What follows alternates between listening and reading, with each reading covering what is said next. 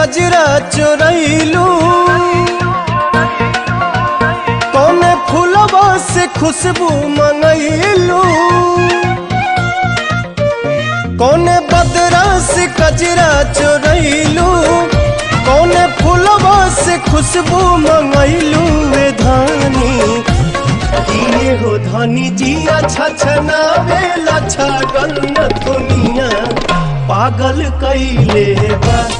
किए हो धानी जिया छछनावे छगल न दुनिया पागल कैले बा।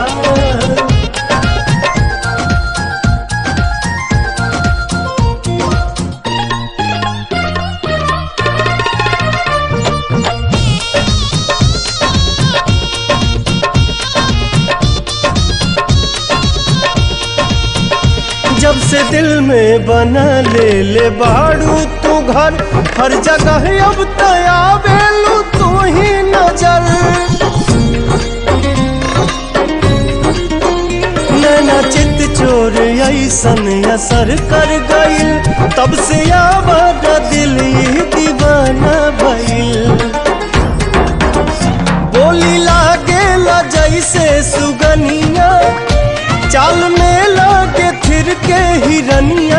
ये धानी लाली लाली बिंदिया निंदिया ले भागल न दुनिया पागल कैले बा।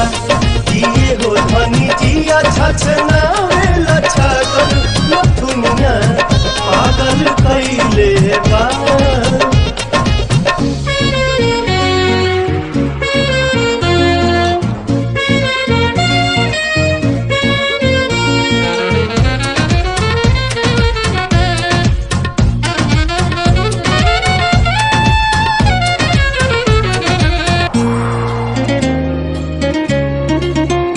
करधनी जब कमर में झमक जाला हो के बेकाबू मन ही सनक जाला हो।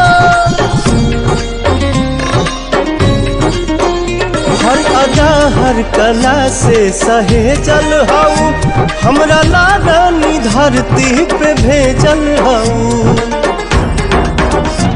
इमारत के भगवान गढ़ले, कोनो कमी कसर नहीं छोड़ले। ये धानी का जानी कितना मेटेरियल वाला गल न दुनिया पागल कैले बा। किए हो धानी जिया छछना